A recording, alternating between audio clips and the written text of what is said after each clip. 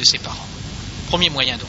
Le deuxième moyen pour garder la confiance et l'estime des enfants, c'est lorsqu'on ordonne à notre enfant de faire quelque chose, eh bien on est le premier à le faire. On avait déjà dit ça une fois.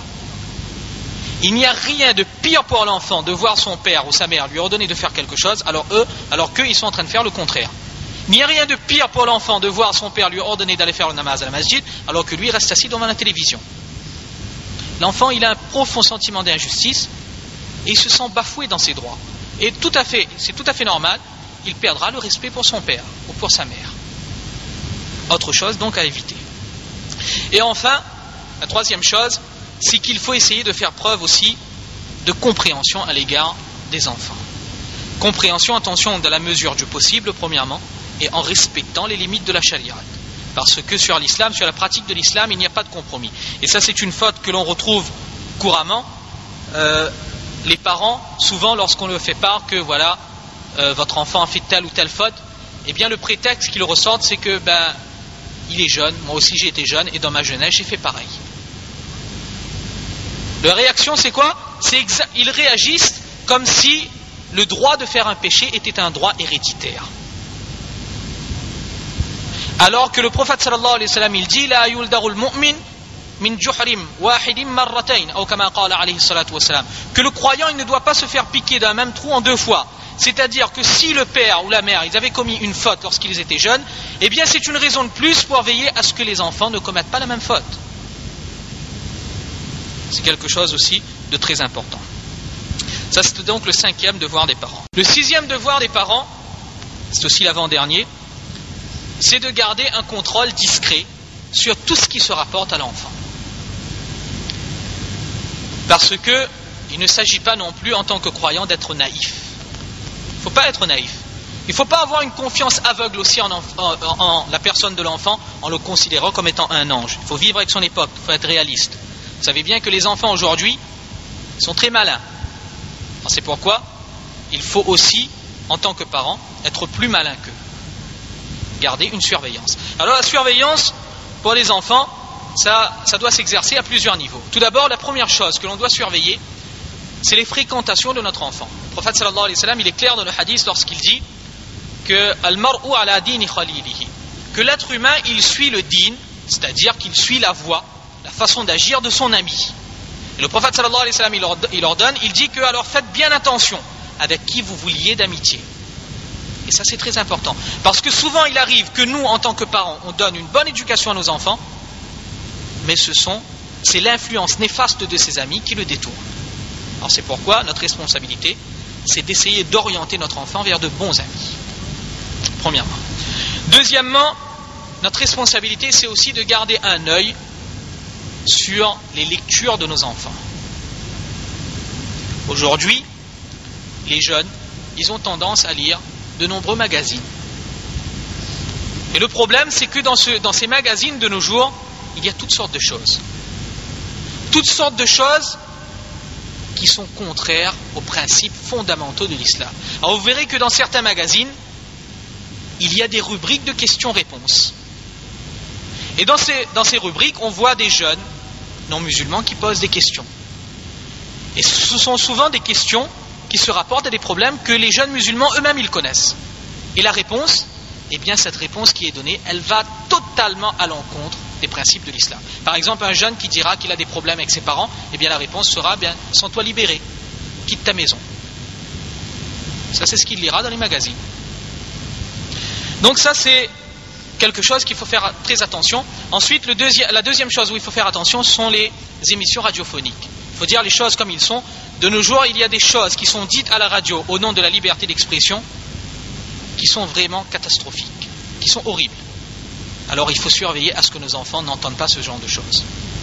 Et enfin, troisième chose, et là c'est une question délicate, vous allez trouver que c'est sévère, mais c'est comme ça.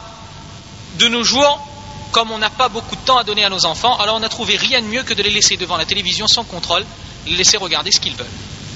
Et là, on croit avoir rempli notre responsabilité. Et vous savez encore une fois que de nos jours à la télévision, encore, c'est pareil, il y a toutes sortes de choses contraires à la morale et surtout à la pudeur qui est enseignée par l'islam. La pudeur à propos de laquelle le prophète sallallahu alayhi wa sallam dit al-haya shu'batun min al-iman, que la pudeur c'est une grande branche de la foi.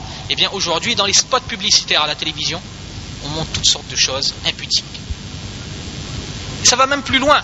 Ça va même plus loin. Aujourd'hui dans les dessins animés, on fait passer des notions qui sont contraires à la morale islamique. Toutes sortes de messages qui vont à l'encontre de la pudeur, eh bien on montre ça dans les dessins animés. Alors peut-être que certains d'entre vous diront que, ben oui, de toute façon, à l'école, les enfants, ils voient ce genre de choses, dans la rue, ils voient ce genre de choses. Alors où est le mal? Eh bien justement, notre responsabilité en tant que parents, c'est de ne pas enfoncer le clou. Les enfants, ils n'apprennent plus la pudeur à l'école. Les enfants, ils n'apprennent plus la pudeur dans la rue. Si nous aussi, nous n'allons pas apprendre à nos enfants la pudeur à la maison, c'est pas Jibril alayhi salam qui va descendre pour lui enseigner la pudeur. Il faut être réaliste, mes frères. Nous avons là un très grand devoir par rapport à ce point. Et enfin, un autre domaine à surveiller, c'est le domaine de la tenue vestimentaire. Allah subhanahu wa ta'ala dans le Coran, lorsqu'il parle des vêtements, il dit Ya bani Adam, qad anzalna alaykum libasa yuwari sawatikum. Que ô enfants d'Adam, nous vous avons donné les vêtements. Nous avons donné le vêtement, qui est un bienfait de la part d'Allah. Et Allah, tout de suite après, il mentionne le but principal, la principale fonction du vêtement, yuwari sawatikum, qui consiste à cacher votre nudité. Ce qui veut dire que si un vêtement ne cache pas la nudité, eh bien en islam on n'appelle pas ça un vêtement. C'est pourquoi le prophète sallallahu alayhi wa sallam il disait Kasiyatun ariyat, que viendra un moment où les femmes seront vêtues en fonction de ce que diront les gens, ariyat, mais d'après l'islam elles seront dévêtues. Elles n'auront pas de vêtements. C'est ce qui se passe aujourd'hui. Ça c'est quelque chose aussi qu'il faut bien surveiller. Et Mufti Shafi rahimahullah il ajoute quelque chose de très important. Il dit que justement l'habit, c'est une des caractéristiques qui différencie l'être humain de l'animal. Vous ne verrez jamais un animal porter un vêtement pour cacher sa nudité. Eh bien, si quelqu'un, un être humain, il se dénude le corps, eh bien, il quitte le cercle des êtres humains pour se rapprocher du cercle des animaux. C'est comme ça. C'est pas plus difficile que ça. Et le dernier contrôle sur lequel il faut exercer le dernier domaine sur lequel il faut exercer un contrôle, c'est le domaine de l'argent. Domaine très important. Il ne faut pas habituer. Bien sûr, lorsque l'enfant il est encore petit, c'est vrai qu'il a certains besoins. On lui donne un argent de poche, c'est tout à fait normal et c'est tout à fait légitime. Il faut le lui donner aussi, afin qu'il ne meure pas d'envie aussi en voyant ses amis pouvoir s'acheter tout ce qu'ils veulent et lui il ne peut s'acheter rien. C'est pas ça le but. Mais il ne faut pas non plus habituer à l'enfant d'avoir trop d'argent facilement, sans avoir à travailler ou quoi que ce soit. Il faut garder la modération aussi dans ce domaine. Parce que le jour où vous, en tant que parent, vous ne serez plus là pour lui donner cet argent, eh bien, il risque d'aller chercher d'autres moyens illicites pour obtenir cet argent, par le vol par exemple. Et la cause première, ce sera nous. Au départ, on n'a pas su modérer, on n'a pas su faire preuve de modération à ce niveau. Et ce qu'il faut aussi faire, les ulama précisent, qu'il faut, lorsqu'on donne à notre enfant de l'argent, lui apprendre dès le plus jeune âge à bien gérer son argent et surtout à ne pas faire preuve de gaspillage. Que ceux qui dépensent, qui gaspillent, eh bien ce sont les frères de Shaitan. On ne désire certainement pas que notre enfant devienne un frère de Shaitan. Donc ça c'était le 6e devoir. Et enfin on va conclure avec le 7e devoir des parents. Et c'est, on pourrait dire, c'est la clé de voûte. C'est le devoir le plus important. Tous les autres devoirs, en fait, dépendent de ce devoir, c'est-à-dire sont intimement liés à ce devoir. Et ce 7e devoir, c'est le droit pour les enfants. Le droit pour les enfants parce que, quels que soient les efforts que l'on fera pour nos enfants, eh bien, la véritable guidée, elle réside dans les mains d'Allah. Il peut arriver que souvent on fasse des efforts, beaucoup d'efforts, on fasse de notre mieux pour que notre enfant aille sur le droit chemin. Mais il est possible qu'Allah en ait décidé autrement. Et il arrive aussi certaines fois où l'on voit des enfants qui grandissent dans un environnement vraiment malsain. Mais ces enfants deviennent des enfants extraordinaires sur le plan religieux. Ce qui montre bien que la guidée, elle réside dans les mains d'Allah. Allah subhanahu wa ta'ala lorsqu'il s'adressait au prophète sallallahu alayhi wa sallam, il disait clairement innaka la tahdi man ahbabta walakinna Allah yahdi man yasha, que toi-même, le prophète sallallahu alayhi wa sallam lui-même, il n'avait pas le pouvoir de guider qui il voulait. Walakinna Allah yahdi man yasha, c'est Allah qui guide qui il veut. Donc notre responsabilité enfin envers nos enfants, c'est de faire des doigts pour eux, qu'Allah subhanahu wa ta'ala les protège et qu'Allah subhanahu wa ta'ala les guide toujours sur le droit chemin. Et enfin, il y avait un certain nombre d'erreurs sur lesquelles je voulais attirer l'attention, mais le temps ne le permet plus. Juste une erreur qui est courante, que l'on retrouve dans beaucoup de familles, et c'est une faute très grave. Il faut absolument insister là-dessus. C'est que de nos jours, les parents ont tendance à se faire l'avocat du mal. De nos jours, lorsqu'on apprend à un parent que voilà, son enfant a fait telle ou telle chose, eh bien, il essaie de trouver des prétextes pour excuser la conduite de son enfant. Eh bien, savez-vous, mes frères, la conduite, ce genre de conduite, Allah subhanahu wa ta'ala le décrit dans le Coran. Ce genre de conduite qui consiste en quelque sorte à cautionner le mal qui est fait. Allah le décrit dans le Coran.